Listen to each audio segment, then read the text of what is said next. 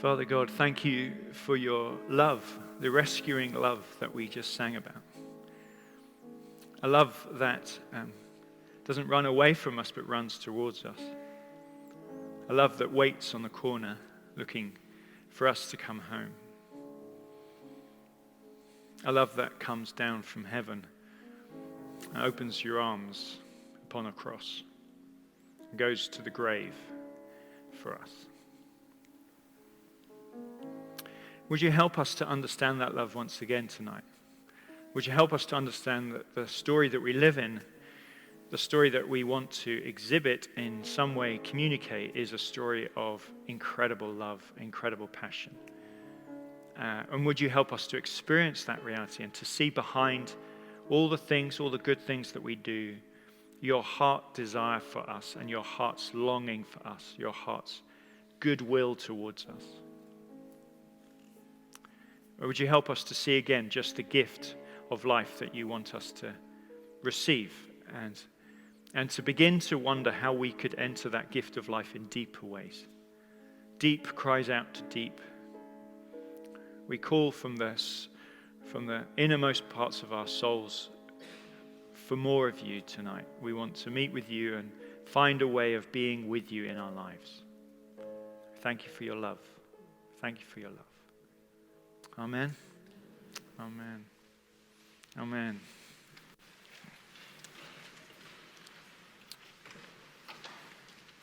I don't know if I've got enough of these because a few more of you turned out than I expected, which shows my level of faith.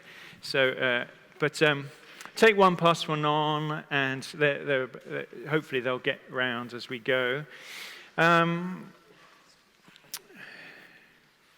So, Sacred Rhythms, why have you come? Well, we've been coming along a journey in order to see if we could get our lives in shape in some way.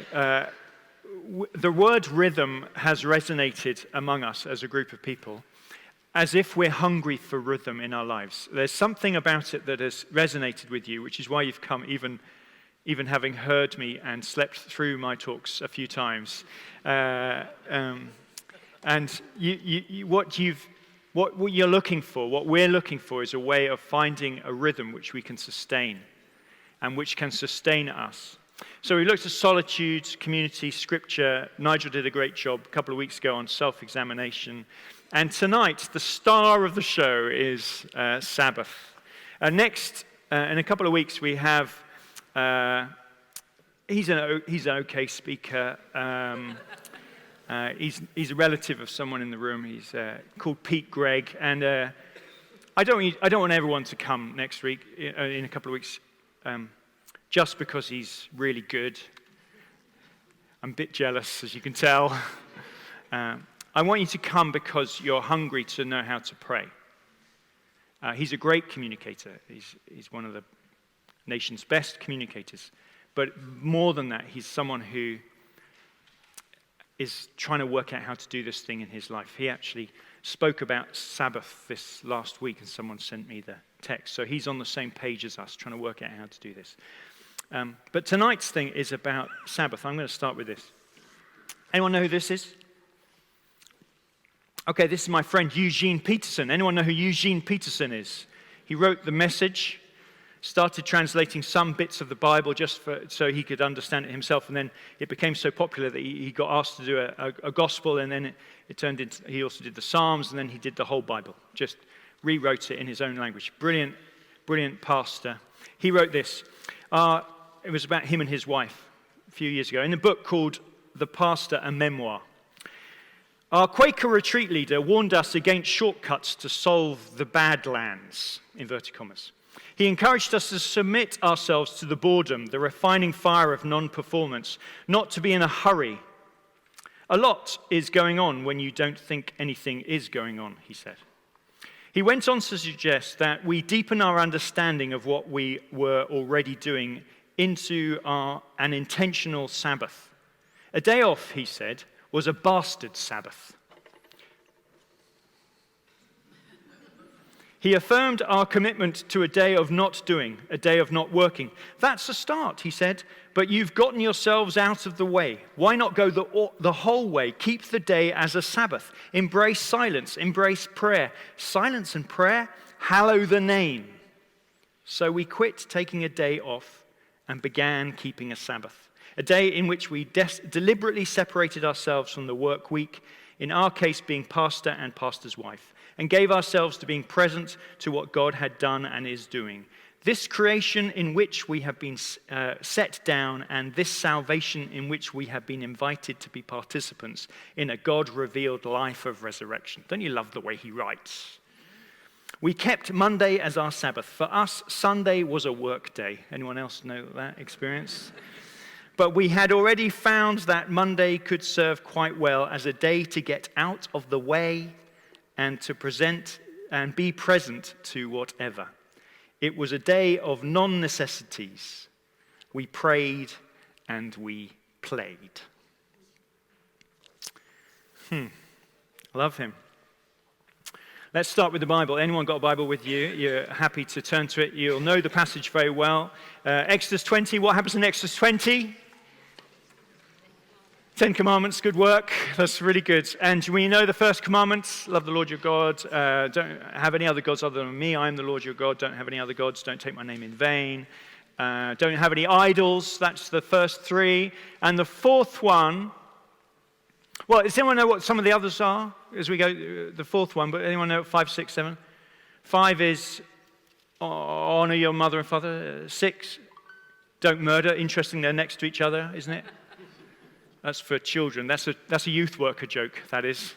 Honor your mother and father. Don't kill. What happens after killing? Adultery. You're very quick at the front. He obviously speaks to you that loudly. Who was that? Adultery. Everyone's pointing at each other. No one. Adultery. And then there's, what else is there? Stealing. Coveting. Yes, very good. Okay, so now, here's one. Remember the Sabbath day by keeping it holy. 6 days you should labor and do all your work, but the 7th day is a Sabbath to the Lord your God. On it you shall not do any work, neither you nor your son, nor your daughter, nor your male or female servant, nor your animals, nor any foreigner residing in your towns. For in 6 days the Lord made the heavens and the earth, the sea and all that is in them, but he rested on the 7th day. Therefore, the Lord blessed the Sabbath day and made it holy. Now, just one thing to notice is that takes up quite a lot of time, doesn't it? That one, do not murder, not very much. Don't commit adultery, not very much. This one, quite a lot. 37% pie charts. Anyone into pie charts and stuff? 37% of the 10 Commandments is this one. What does it start with? It starts with, well, if you go back to this bit here, for in 6 days the Lord made the heavens and the earth. It points back to a story that starts at the very beginning. So let's go back to the beginning in Genesis chapter 2, which really ought to be Genesis chapter 1. At least the first verse of Genesis chapter 2 ought to be Genesis chapter 1, just that they put the marker of the new chapter in the wrong place. Because Genesis chapter 2, verse 1, finishes the whole story of Genesis chapter 1. And it says, thus, the heavens and the earth were completed in all their vast array. By the 7th day, God had finished the work he had been doing. So on the 7th day, he rested from all his work. Now here's a question. Anyone know what the Hebrew word for rested is? Anyone want to hazard a guess, given the topic of tonight's talk? Yes. Shabbat, if we were Jewish, and we say Sabbath. Shabbat. So you just going back to, so on the 7th day he Shabbat from all his works, where we get the word. Sabbath means rested, or it means stopping, or it means ceasing.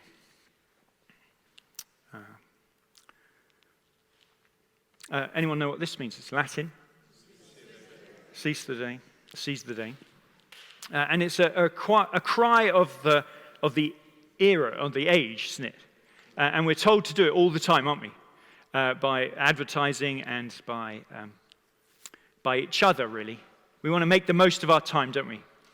And this is really what we say to our children as well. Seize the day, kids. Don't waste your time. And it's what we say to our employees. Seize the day. It's what we want everybody to seize the day. We want to maximize the opportunities that we have. That's what we want for ourselves. It's what we kind of write straplines about us as people and also us as organizations. We want to seize the day. Now's our moment. Let's seize the day. It's a rallying cry, isn't it? Carpe diem. This is God's one. God wants to speak to us right now. He's so keen to speak to us. Seize the day.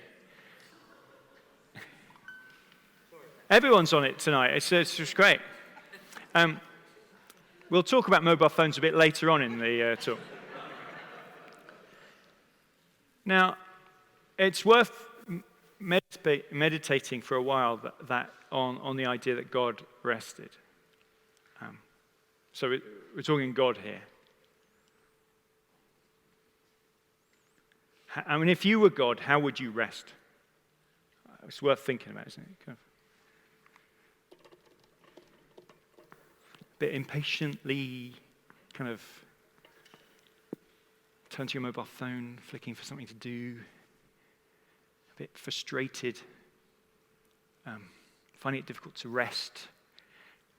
Or would you be at peace? What would it mean if...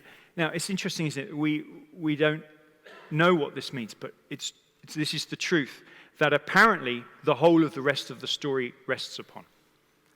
God made the world in 6 days, and then on the seventh day he rested. He stopped. He stopped. He was content. He was at peace. He was calm. He was happy. And you get the sense from the story that he's looking back over the 6 days, going, yeah, good job. Yeah, nice work. Particularly like the human beings right at the end. Nice work. My little icons. Yeah. But that's enough for me, at least for 1 week. I'll just enjoy and delight. And we apply this to our lives, and we think we're different from God. I'm an extrovert, so maybe I ought to go and see some people. Or maybe I should stop. Or I'm an introvert. Or I'm someone who needs to, I'm an active person. I need to make the most of things. Well, God rested. We need to hear this word. And do you notice at the beginning of the command, it says, remember the Sabbath, which is the one we forget most. It's interesting, isn't it? The one that we forget the most. The one that we've written out of the 10 commandments, so that most of us, if we're Christians, have 9 commandments, which we all agree with. But the 10th commandment, the one that he said to remember, we've forgotten. It's really interesting, isn't it? It's almost as if he knew that we'd find this one the hardest to remember. So he put remember right at the beginning. Remember the Sabbath. God commands us to Sabbath, says Marva Dawn. Marva Dawn is one of those heroes of mine who I read, 25, 30, maybe even 35 years ago. And she's written a really good book, and you'll see her name on the bottom of one of the books that I've recommended. Keeping the Sabbath Holy, W-H-O-L-L-Y. And you can watch on YouTube as well. And she's now an older lady, and she still smiles and beams, like she's in love with everyone in the world. You know, she's a gorgeous person. Struggled through all sorts of illnesses through her life, but she shines. She said, God commands us to remember the Sabbath, not so because, that doesn't run, does it? But remember the Sabbath, not because he wants to ruin our fun, but because he wants to deepen our joy. And then she smiles. That's her experience. She's been doing Sabbath for 40, 50 years. She says, I wear pink on Sabbath days to remind me, because pink is the liturgical color for joy. Tonight's rhythm. There are going to be 5 reasons why we should practice the Sabbath, and then some resources to help us discover how to practice it. Are you happy with that? That's all I've got. So, number one, why we need the Sabbath. Why do you think God gifted us the Sabbath? Why did he give it to us? What is this gift all about? Number one is that we need it. Underneath, hurry sickness is at epidemic levels. Have you noticed hurry sickness in yourself or anyone else near you recently? How are you doing is a good question to ask people when you meet them. And what do people tell you when you say, hi, how are you? I'm busy. And number one word is busy, isn't it? How are you? I'm fine. I'm fine. And then you probe a bit, I'm busy. And busy is the good answer, isn't it? No one ever says to you with pride, bit bored, really. Bit empty of things to do. I've watched all I can on Netflix, and really, basically, I've done everything. I'm empty of things. No one. If we did meet someone like that, we would think they were a bit of a loser. They need to go and do something with their life, make it meaningful. No, we never admit to being anything other than busy. And I feel this very much. And don't you feel this? Has anyone else got a twitchy eye at the minute? Do you know what I mean? Whether you get that twitchy eye thing, that you know more than... It's like you think your eye's going...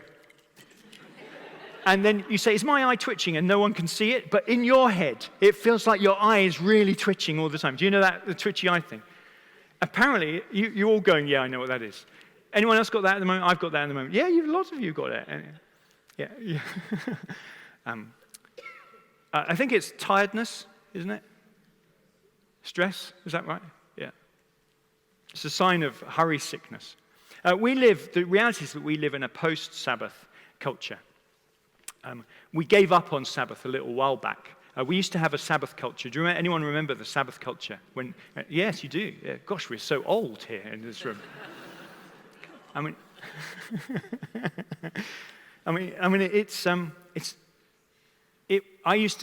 we grew up I grew up in a Sabbath culture, and then it changed.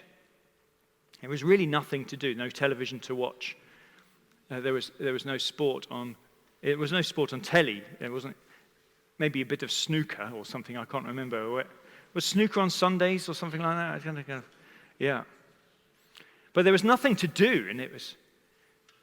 And my parents used to. We used to go for walks. Remember that? We used to have to go for walks. Yeah. And play games around a card table, square, green baized card table with legs that opened up in the corners. Do you remember one of those? Yeah. And make up games like charades and things like that to entertain ourselves. We don't live in that culture anymore. Instead, we live in a fast-paced one, and it's quite tiring. We are definitely busy. I would say we're exhausted. Anyone feel exhausted at the minute? Anyone feel tired? Anyone feel tired? The rest of you not putting your hands up, you're so knackered you can't even raise your hands.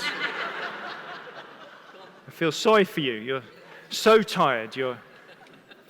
I notice the tiredness in people, particularly when, but I do notice the tiredness a couple of paragraphs into my talks. You know who you are. And I want to say, look, if you're so tired that this is the only time you can sleep, you need to sleep. So it's okay to sleep if you're that tired. And if church is the only place where you're getting a break from your busyness, well, thank God you're in church. But, the reality is that we are so tired at the moment. People talk about it, and all ages. It's interesting. It's not just the old or the infirm that might say, I'm a bit tired at the moment. No, it's everyone's feeling tired. We're on the edge of ourselves. When I was talking to someone who said they came to the first session, they came after a busy day at work, a very clever person who works an amazing job, and she just said it was really frustrating because it took so long for you to get going in the first talk.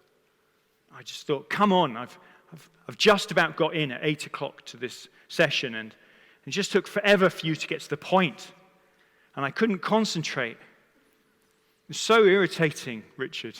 I really received this with grace, as you can tell. And I think she was giving me some helpful feedback. But what I also wondered, I've wondered about it many times, but I've wondered this thing, is that she was tired. She was too tired to come to an evening meeting, too tired to concentrate, too tired to listen to her soul, too tired to put her brain together. She was exhausted. No wonder she couldn't think straight, or no wonder she was irritated. That's because she was knackered. We're very busy. I just want to read from John Mark Comer. He's just written a book. Anyone know John Mark Comer? He's a young guy who runs a church in Portland, and he says, here are some signs of hurry sickness. So I just read out some titles, and you can work out whether the person sitting next to you or the people in your family have these qualities or not. Or you can wonder about whether they apply to you as well. Irritability. Oh, there's no one in the room has that, so that's good. Yeah. Number 2, hypersensitivity. All it takes is a minor comment to hurt your feelings, a grumpy email to set you off. Restlessness. When you try to actually slow down, you just can't relax. Workaholism, or non-stop activity. You just don't know when to stop, or worse, you can't stop. Another hour, another day, another week. Emotional numbness, number 5. You just don't have the capacity to feel other people's pain. This happens to me sometimes when I'm over busy. When I'm talking to someone and I realize that I'm not really listening to them. I haven't got any emotional edge anymore in my inner world, and so I can't connect with them. And I even find a thought going on in my head about something completely different to what they're telling me about. Out of order priorities. You feel disconnected from your identity and calling. You're getting sucked into the tyranny of the urgent rather than the important. Your life is reactive. Number 7, lack of care of your body. You don't have time for the basic 8 hours of sleep a night. In a Sabbath culture, when we used to have a Sabbath culture, the average number of hours was 11 hours per night. Wow, can you remember those days? Amazing, isn't it? Escapist behaviors. Number 8, we're too tired to do what's actually life-giving for our souls. So we escape to things like Netflix or browsing social media. We surf the web or we look at porn. Number 9, slippage of spiritual disciplines. If you're anything like me, he says, when you get over busy, these are the things that are truly life-giving for my soul. They're the first to go. My quiet time, scripture, prayer, Sabbath, worship, so on. A meal with the community, whatever. Number 10, isolation. You feel disconnected from God and others and your own soul. Anyone resonate with any of that? He says the reason we have that is hurry sickness. C.S. Lewis said, okay, sorry, I've just jumped ahead. Are we restful or restless? Maybe we don't need this, but let's look at these. Restfulness. There is margin in life, slowness, quietness, deep relationships, time alone, delight, enjoyment, clarity, gratitude, contentment, trust, working from love, work as contribution. Restlessness, this is my list. Busyness, hurry, noise, isolation, crowds, distraction, envy, confusion, greed, discontentment, anxiety, working for love, work as accumulation and accomplishment. I suffer from hurry sickness, and I've been realizing it the more and more. And the rubbish thing is, I'm supposed to be the opposite of this. I'm supposed to be someone who can help other people into soul awareness or soul stillness or prayer or silence or solitude, and I'm the opposite of that. I'm this list. Sabbath is the rhythm, according to Genesis chapter 1 and 2, that God built into the fabric of creation. And C.S. Lewis said, when you go against the grain of the universe, you get splinters. There is something naturally built into the very fabric of creation that we are working against, and we are suffering from it. Corrie ten Boom says, if the devil can't make us bad, he'll make us busy. Do you know Corrie ten Boom? Yeah. But people often say, well, the devil never takes a day off, does he? Anyone ever heard that saying? To which you might think, well, that's because he's the devil, not the good one. And just can you imagine how knackered he is? So this is not supposed to be a role model for us. It's the devil who never takes a day off, and it's God who rests. It's God who rests. The Creator God is inviting us, says John Mark Comer, to join him in his rhythm, this interplay of work and rest. And when we don't accept his invitation, we reap the consequences: fatigue, burnout, anxiety, depression, busyness, starved relationships, worn down immune systems, low energy levels, anger, tension, confusion, emptiness. These are the signs of a life without rest. And the worrying thing is that 6-year-olds and 10-year-olds are feeling these things. There is something in our culture that has not just produced these things in us as adults, but we're now giving these things to our children. And so teachers are having to care for our children feeling these things. And guess what teachers have to do? They also have to achieve targets set by government to change and improve and constantly increase the capacity of their children and achieve at all levels. I reflected this week that I was walking Ezra, and these children were going to school for the first time after a week of holiday, and they were all carrying their bags. Have you seen young people with bags? There's the size of a young person, and there's the size of the bag. They carry them way down like these bags on their back, and they carry them. What are we doing to our children? Setting the bar so high of their expectations and their time, so busy. If you ask your kids how they're doing, they will say, I'm very busy. And the fallout is these things. The Sabbath was made for man. Anyone know who said that? You see, we've heard the second part of that, and we think that Jesus is against the Sabbath, but we've forgotten the first bit of this story, which Jesus lived in his real life. The Sabbath was made for us. It is part of his good gift of creation to us. People in a Sabbath culture are rested people. So I've been trying to imagine such a culture re-emerging in our time again.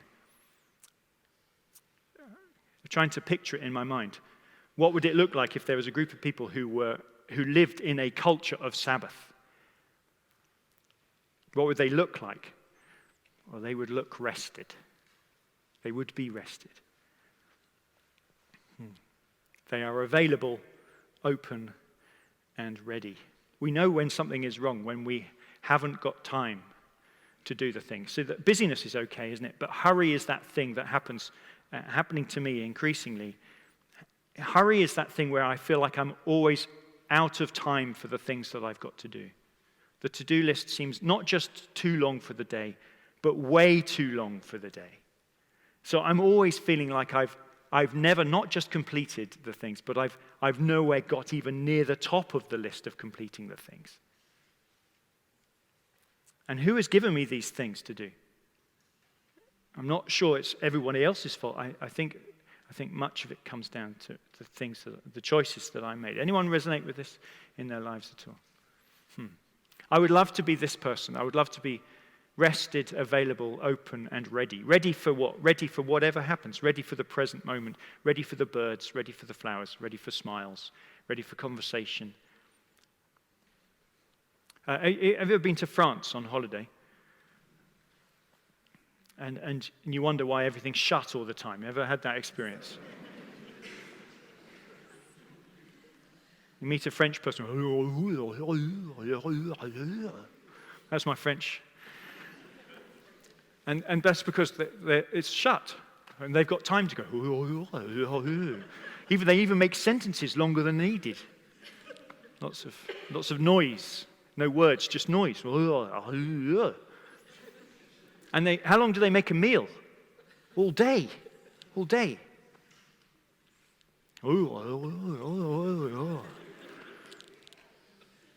Yeah. We're just getting up and going somewhere and it's shut. And then we realize that they seem smiley and happy. And I would love to be available, open and ready. And I wonder whether you feel busy. So just chat to the person next to you about what I've just said. If you want to admit to feeling busy, you can do. If you're not, just chat to the person next to you. What does this make you think? What does it make you feel? Is it true or not?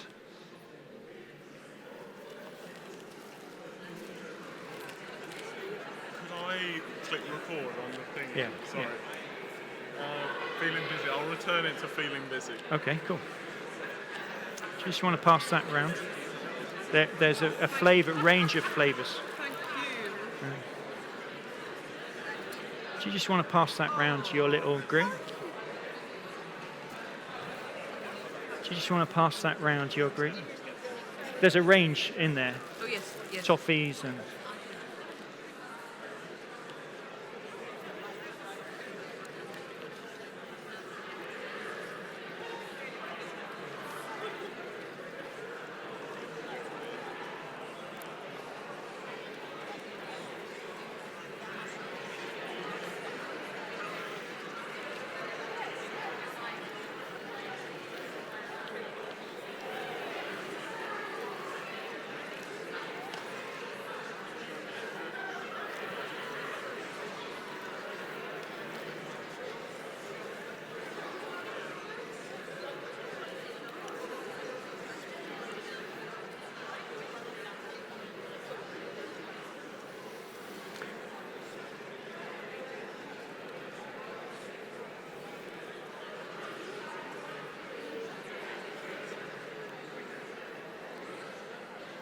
Okay, great. Thank you.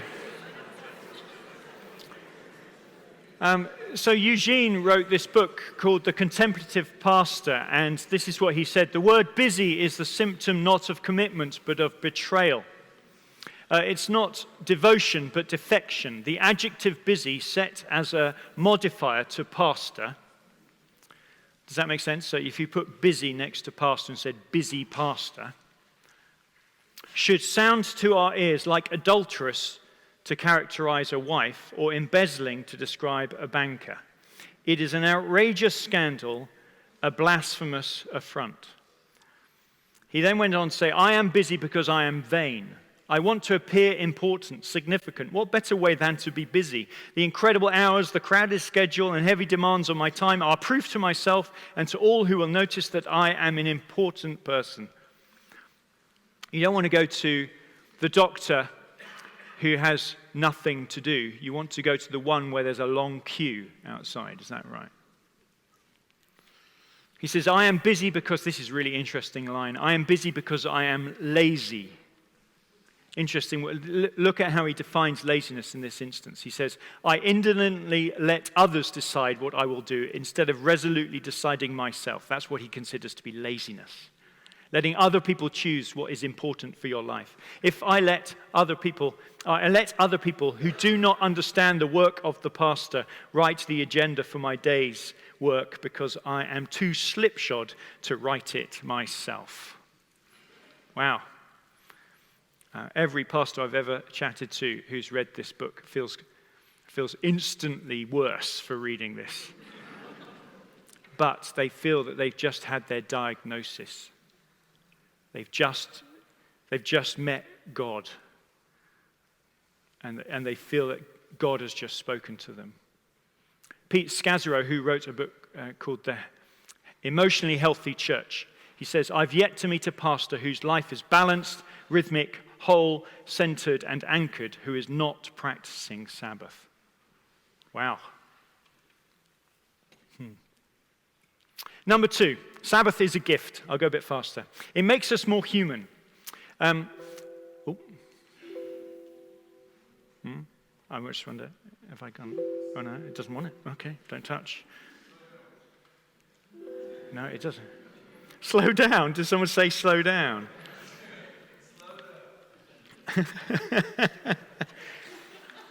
Well, you saw the thing. I've pushed over it, but it connects us with our humanity. Sabbath is designed to connect us to who we are, which is beings, not God. We are not God. Sabbath is a day when we remember that we are humans, not God. Martha Dawn says, a great benefit of Sabbath keeping is that we learn to let God take care of us, not by becoming passive and lazy, but in the freedom of giving up our feeble attempts to be God in our own lives. Sabbath is the day that you learn not to be God over everything. You let God be God for a day. Sabbath connects us with one another. Have you been on a day when, do you remember when we had Sabbath days? I mean, all there was each other. And nowadays there's activity, and that's a different kind of way of being with people. When there is nothing to do, you discover that there are conversations, there are people, there are stories to be told, there's jokes to be laughed at, there is wine to be drunk, there is food to be eaten.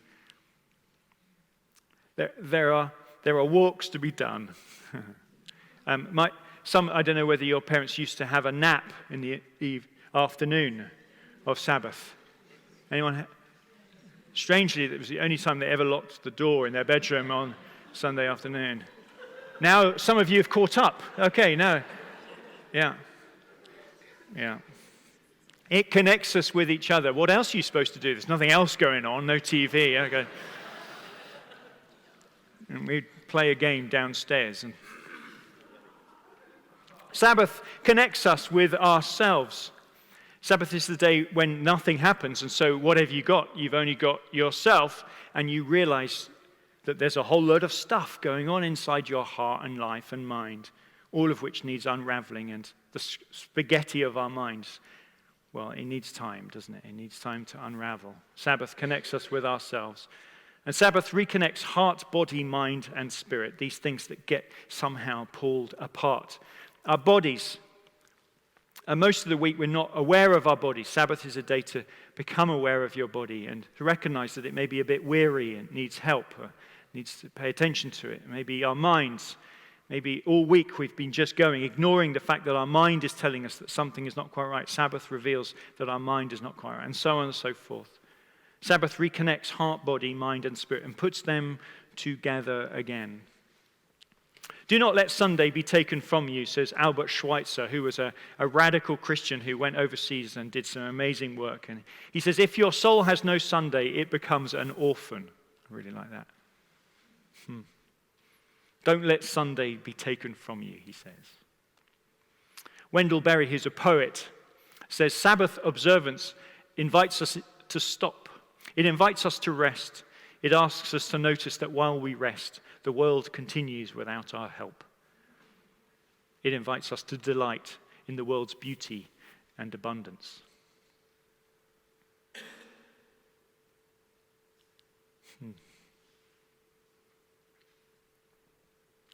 You know, sometimes I think everything depends on me or us. I still need to sort things out, and Sabbath is just one of those days when it's a gift to us. I had a friend called Bill Fernyhuff, who was a friend of mine when I was 16, 17, and 18, or maybe younger as well. But now Bill was a Christian. He's a friend of Nigel's. He was a missionary kid, and did you know Bill Fernyhuff? Remember? Yeah, you remember Bill Fernyhuff? And did he live with you in Malaysia and stuff? No, we had the same foster parents. Same foster parents. Wow. Okay. Well, Bill was a follower of Jesus, and so we were at boarding school, and Bill took Jesus at his words, and he said, well, Jesus told me to have a day off, so I'm having a day off. So every Sunday, he wouldn't do any work. He was the only kid in the school who didn't do any homework on Sunday. But he did equally well in every respect to everyone else. He just looked happier than everyone else. And what are you doing, Bill? I'm just having a day off. Bill Fernyhuff, a man of Sabbath keeping, enjoying what was given to him. Number 3, the Sabbath is blessed. It makes us more fruitful.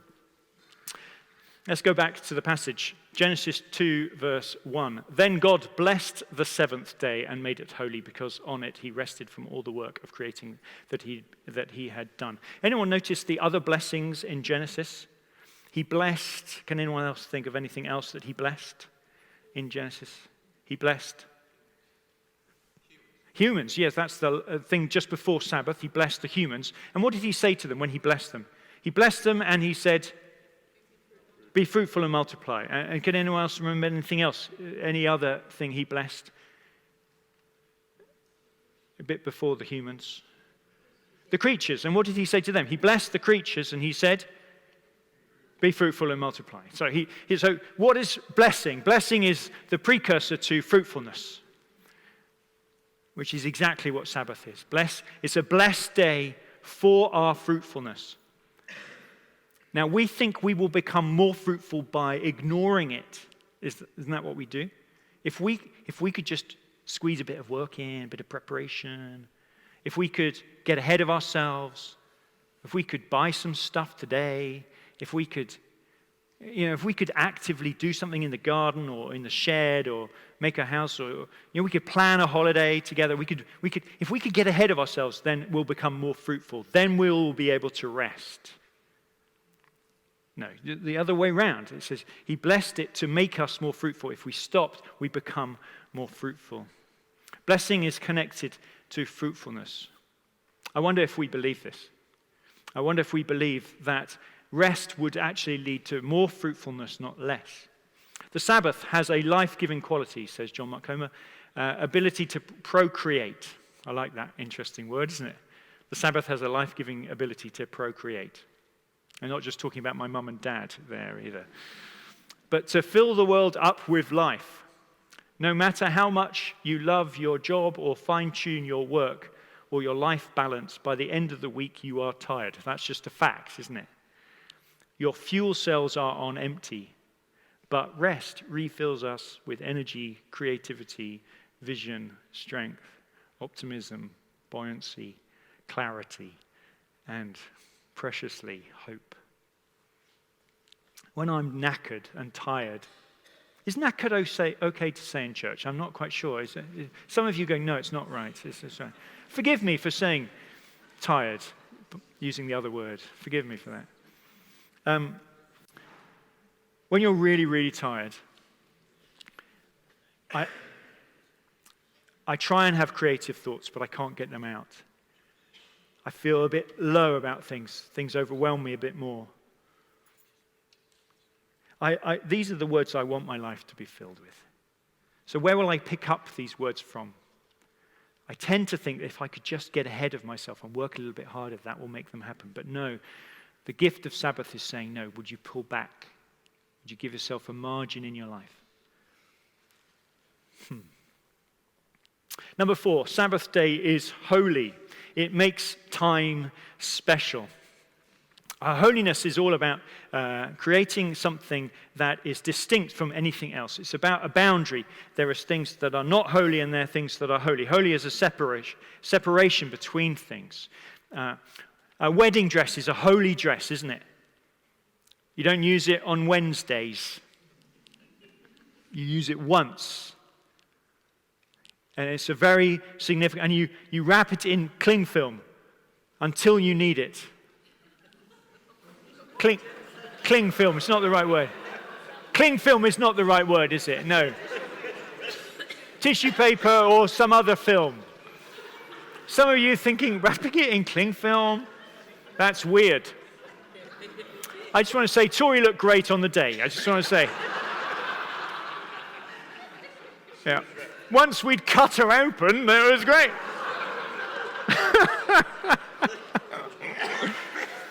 Like a bit of broccoli coming out.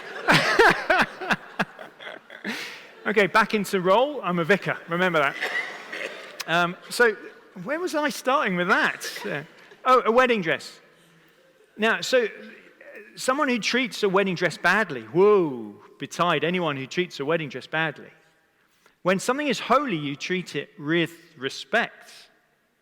And we know some things are holy. Grandpa, he has some holy things. His desk is holy. Don't go to Grandpa's desk. You know what I mean? The Sabbath was holy. Don't mess with it, is what God is saying. He makes time special. God blessed the seventh day and made it holy, distinct, because on it he rested from all the work that he had created. He made it distinct from all the other days where he did other stuff. And then on the other day, he made it different from all the other days and he made it holy, which means good. Like a wedding dress is good. It's beautiful. The Sabbath is a holy day each week. And this is helpful for us because we actually get the word holy day from holy day. You know, that's why. But I don't think we think of Sabbath as a holiday. But a holiday is maybe a good way of thinking about what would it be like to have a holiday every week? And what do you do on holiday? I mean, we have good thoughts about holidays, don't we? Like on a holiday, I'm just going to relax. I'm just going to, I don't know, I might eat some food, drink some wine. See if the shops are open in France. I don't know. Just hang out. I'll be with my family on holiday. We'll connect. We'll finally connect. Well, that's exactly what this holy day is for. It's to be a holiday every week for free. For free. The Sabbath day is a day which God has my rapt attention. I love that. The Sabbath is a day when God has my rapt attention. It's a day when I'm fully available to my family and friends. So he's made it holy by giving God attention. He's also given his family and friends attention. The Sabbath is a day with no to-do lists. Can you imagine such a day? Imagine such a day. It's a day when I don't accomplish anything. Oh. And I don't feel guilty. Because that's not the point. To do anything, to achieve anything. No, it's a day of resting and stopping. It's a day when my phone is off. My email is closed. And you can't get hold of me. The Sabbath isn't a day to buy or sell, to get more. It's a day to enjoy what I already have. It isn't a day to be sad. Are you warming to this idea? Yeah. Who told us a lie? Who put something into us and told us a different story than this one? The Creator God or the Father of lies? See, I feel like there's a lie going on in our culture which is so embedded in us that we haven't even noticed it. We've just become so immune to this truth. This feels like a distant land, like I'm talking about something that none of us really know about. Like I'm talking about a foreign holiday or something like that, a place that we've never been to. And we can imagine it by looking at books and go, oh, I'd love to go there one day. Well, actually, Jesus is inviting us. God is inviting us. He loves us so much. He says, this is available to you right here, right now. You can have this if you want it. It's completely free. Remember the Sabbath and keep it holy. And notice the other religions, or most religions, I think it's all religions, make space holy. And we do this too. We make space holy. But a guy called Abraham Heschel, he was a Rabbi Abraham Heschel. He says what's significant about the Jewish culture is that God, or the Jewish story is that in creation, God doesn't make a mountain holy or a place holy. No, what the first thing he makes holy is time. He says time is holy, is special. So Sabbath is special time. If you're going to make something special, what do you do?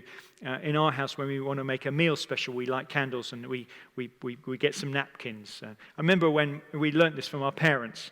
I remember when my brother, Martin, Tori started coming around when I was 16 and 17. That's how long we've been going out together. And when she first came round, my mum said, Martin, you have to get the napkins. So we got the napkins out. Tori's coming round. And then the second time Tori came round, Martin, can you get the napkins? And then third time, Martin said, are we going to get the napkins out every time Tori comes round? And so you see, my mum knew that it was special that Tori was coming round. So she got the napkins out. She made it distinct. She made it special. So the question in our minds is, how do we make this day special? Not dull or bland or empty, but full and rich and wonderful. How could you make a day of the week special? The Sabbaths are our great cathedrals, he said. It's a day of breathing. You walk through the doors and there it is, the whole day to do nothing.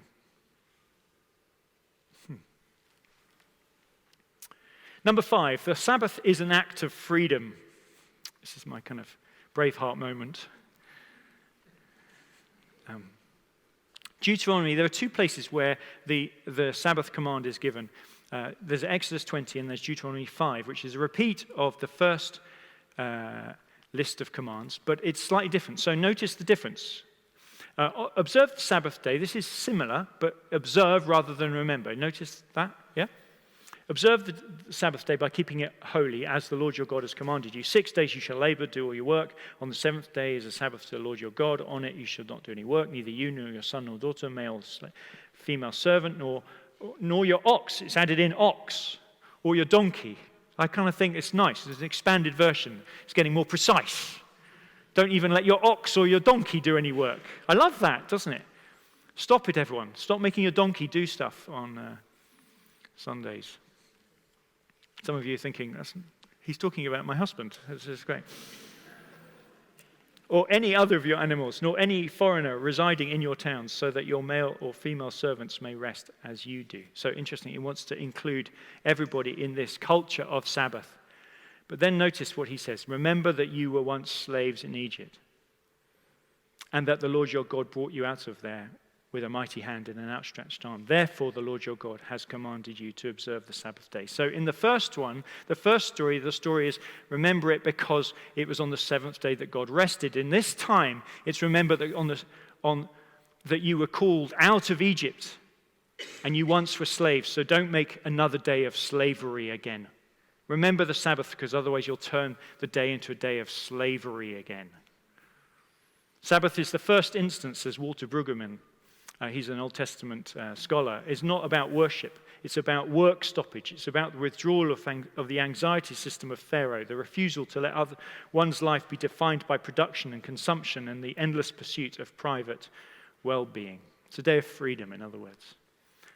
Barbara Brown Taylor, she's a preacher. She says this, brilliant communicator. Stop for one whole day every week and you will remember what it means to be created in the image of God, who rested on the 7th day, not from weariness, but from complete freedom. The clear promise is that those who rest like God find themselves free like God, no longer slaves to the 1,000 compulsions that send others rushing towards their graves. Do you know about the Seventh-day Adventists?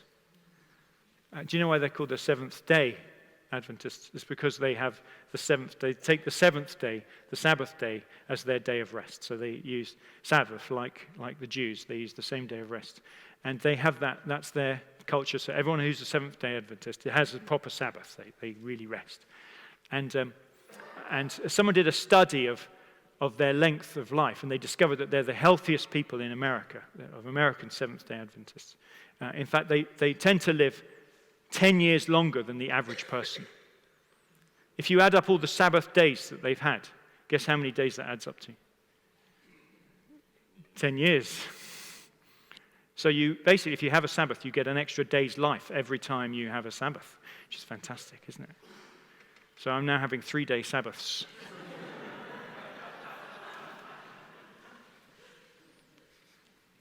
Sabbath ceasing means to cease not only from work itself, but also from the need to accomplish and be productive, from the worry and tension that accompany our modern criterion of efficiency, from our efforts to be in control of our lives as if we were God, from our possessiveness and our enculturation, and finally from the humdrum and meaninglessness that result when life is pursued without the Lord at the center of it all. I wonder, anyone want freedom? Anyone want to break free of this thing? And then you're thinking, okay, how am I going to do that? Anyone beginning to get anxious right now? You're thinking, I might like to take up Sabbath, but I've got to do this with the family. I've got to tell them that we're going to do this. There's going to be mutiny back home. Everything happens on Sunday or Saturday, on whatever day I chose. There is no day of freedom in my diary. When would I catch up with the emails before I go to work? When would I sort out the house stuff? When would I sort out my mum? When would I sort out my dad? When would I sort out the kids? There's always going to be something, isn't it? And we're thinking, when are we going to have this day of freedom? There's never going to be a day of freedom. And it feels like we're trapped in it, don't we? I mean, isn't that exactly what it feels like? We can see the promised land, but we're trapped. We're like slaves in Egypt, looking over the water into the promised land. In our own contemporary context of the rat race of anxiety, the celebration of Sabbath is an act of resistance. It is resistance because it is a visible insistence that our lives are not defined by the production and consumption of commodity goods. Now, this is where I want to just suggest that I think that this is a chance for us to demonstrate the reality of God in Reigate in a way that we haven't yet been able to manage to do. I wonder whether if we took up this call to this kind of rallying cry to take up Sabbath, could be salt and light in this community in a way that we've never really been. I wonder if the thing that everyone in Reigate really wants is the gift that we have in front of us. And what they really want is rest. What they really want is peace. What they really want is contentment. What they really want is all these things that we can get from Sabbath. And I wonder if we could be the ones who could show them how to do that. And I wonder if we took up this call to Sabbath rest, that we would begin to shine. And I think immediately we'll notice that we are so different from everybody else. And everything else is kind of constraining us to not do this thing. This would be the hardest thing for us to do. In fact, I think this is the hardest thing for us to do. I was thinking that when I came here as a vicar, that the hardest thing would be to talk about money. I don't think talking about money is difficult in this church. I think you're quite happy to give away your money. I then thought it might be hard to talk about sex and sexuality, and I think that might be a contentious issue among us, and that might, some of you looked up then, suddenly kind of like started paying attention again. That's really good.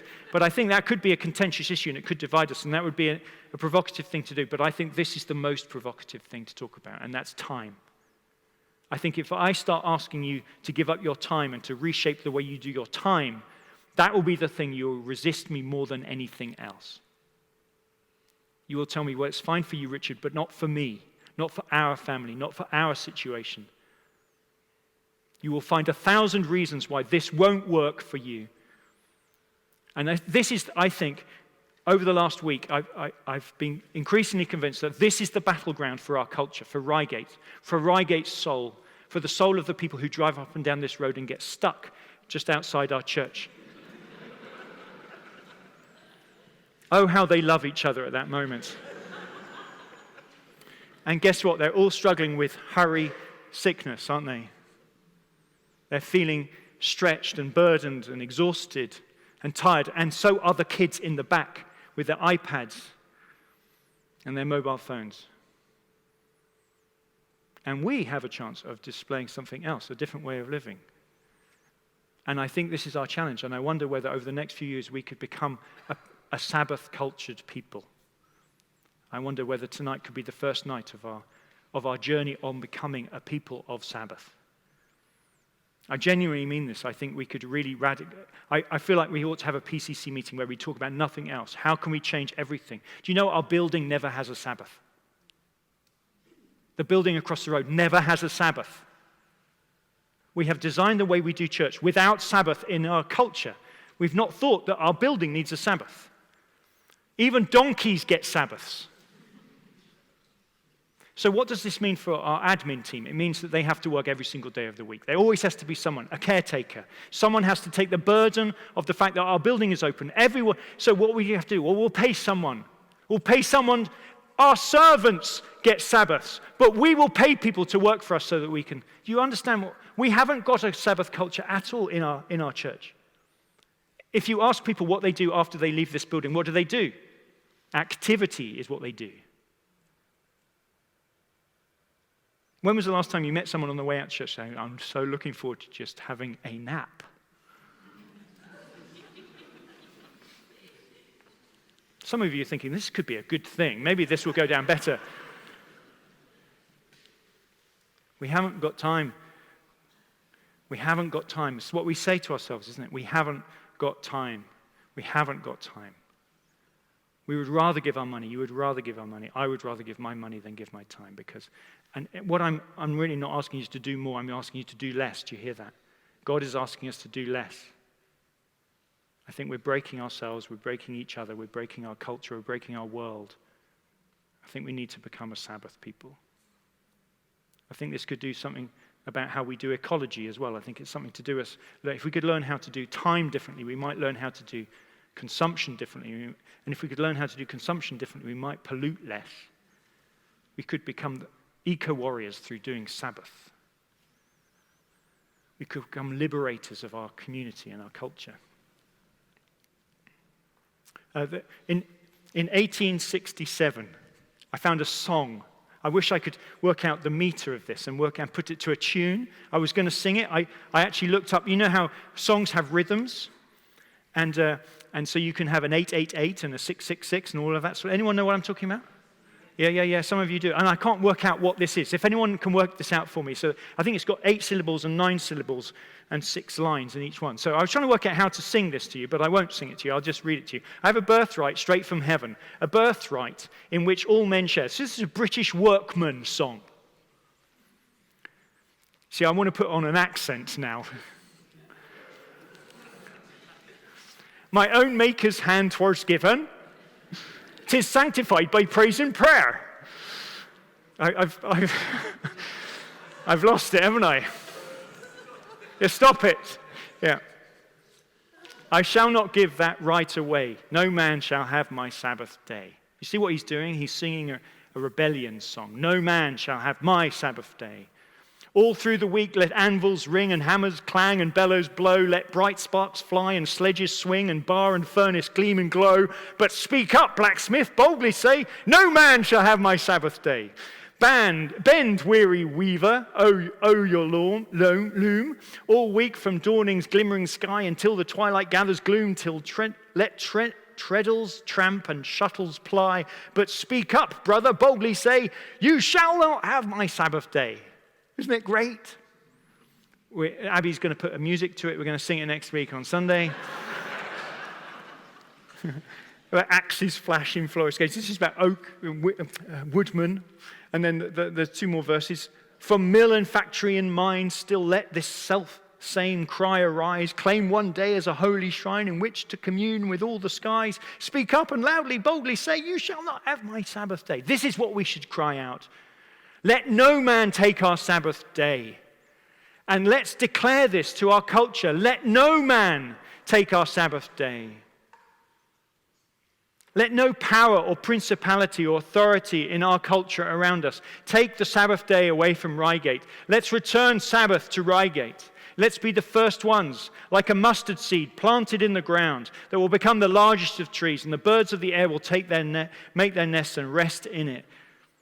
Let us become a sign of the kingdom of God. The future breaking into the present reality. Let us, it's our birthright. You see this? Straight from heaven. 'Tis sanctified by praise and prayer. Isaiah 58. Anyone know Isaiah 58? I'm finishing now. Anyone know Isaiah 58? Isaiah 58 is one of my favorite passages of Scripture. It's all about God. Well, it's actually God being quite angry and cross because the people of Israel are not doing the right thing. They're slipping into injustice.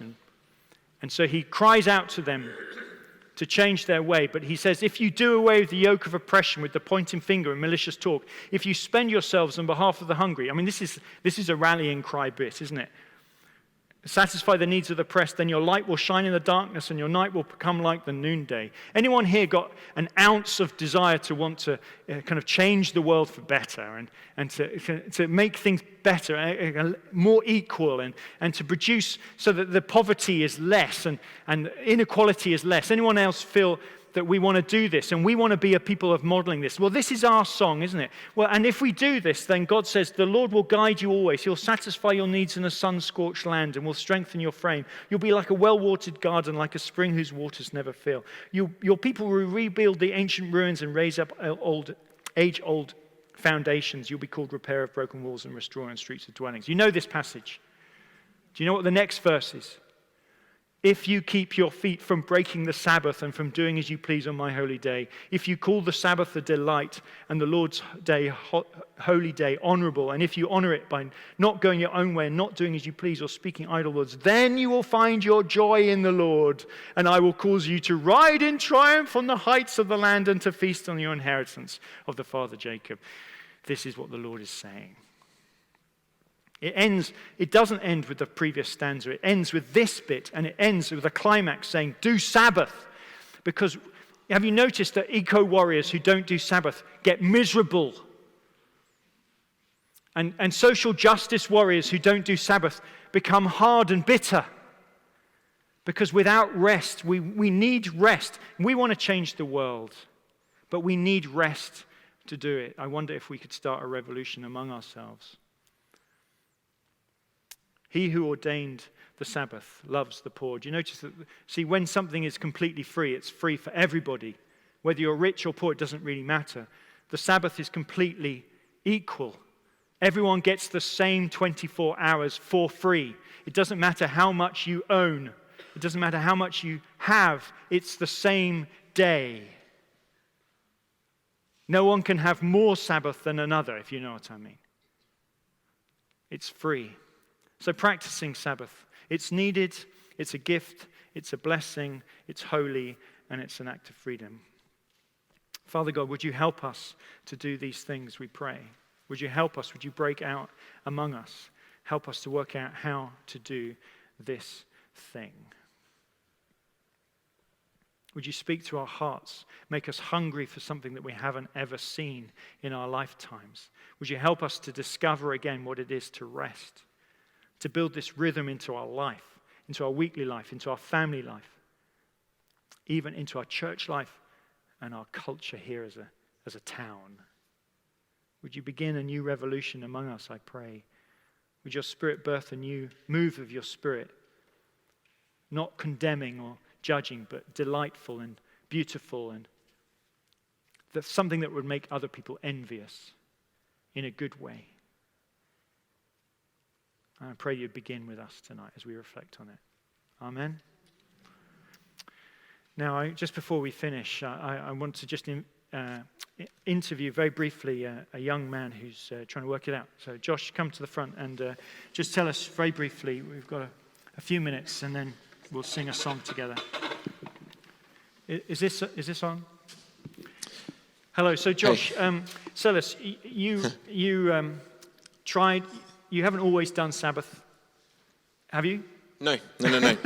Well, we had a period earlier this year where we did it for about a month and a half, 2 months, and then we went on holiday and it all went to pot. But yeah.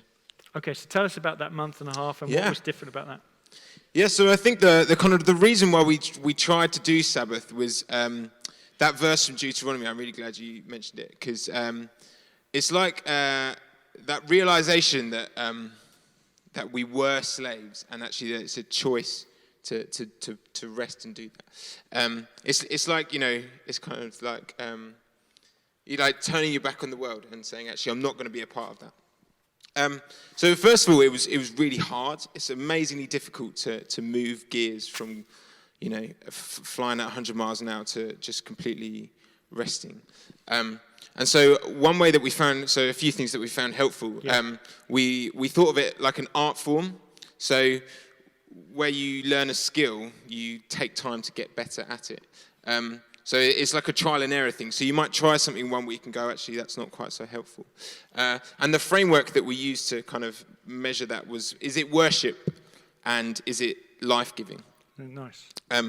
So a good example is that I would find spending 3 hours playing FIFA life-giving. But that's not life-giving for anybody else in my family. And it's not particularly worshipful either.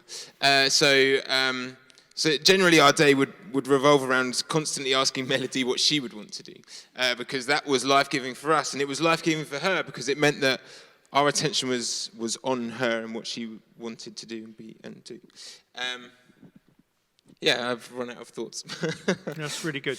So you were saying to me about the fact that when you first did it, it was like really hard. Just tell us about that. What was that like, and what did you notice in yourself that what came up as you stopped?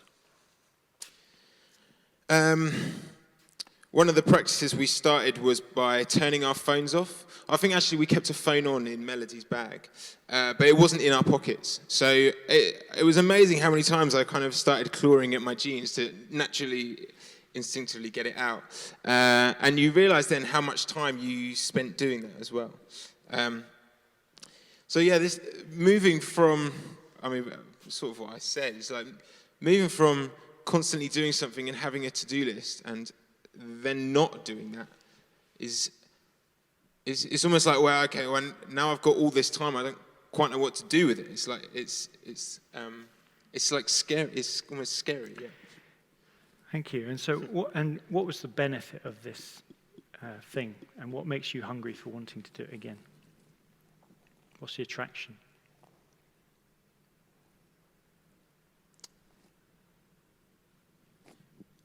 I mean, it's just a deep sense of peace, actually, more than anything.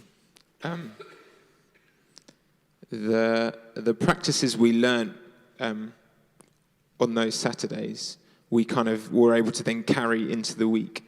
So when Melody, we were still lucky enough to have a toddler that had a nap in the afternoon. So we had 2 hours free time. See what I'm saying? Yeah. So Ali would go and have a nap, and I would go and read, I'd actually read Abraham Heschel, The Sabbath. I think that should be on the reading list. I really recommend it.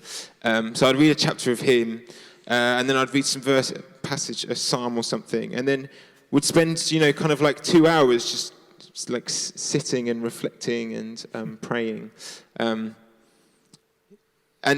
to carry that then into the week, when you, in those moments of stress and busyness and exhaustion, to remind yourself, first of all, that there's a day coming where this doesn't need to happen is unbelievably helpful.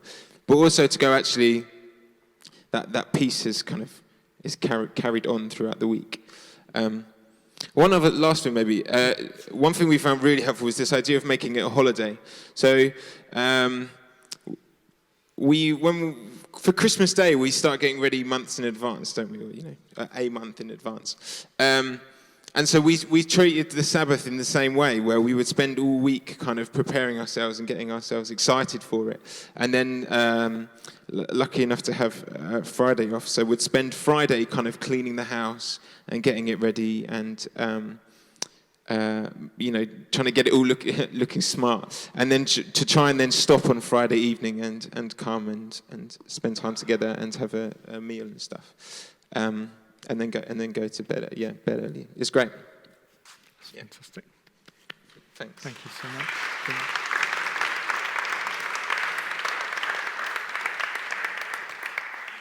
So you've got a few notes on your pieces of paper. Sabbath hurts, leaving my to-do lists alone, says Josh. Well, actually, Marcia said this, but trusting the universe will continue its forward motion without my intervention, demonstrating that it's God who sustains me and not my own effort. Sabbath is like the scary free fall of faith in microcosm, and it's good for our hearts to practice. It gets easier.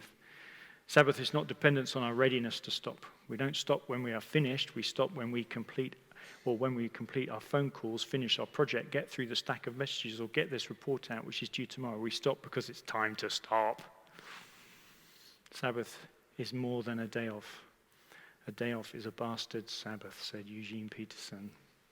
We rest, worship, and delight. We make it a holiday. We worship God. We find ourselves. We talk to each other. We become who we're supposed to be, made in the image of God, who rested on the seventh day. So what about us individually as a church? Well, I think that we should research this and do some work, honest work together.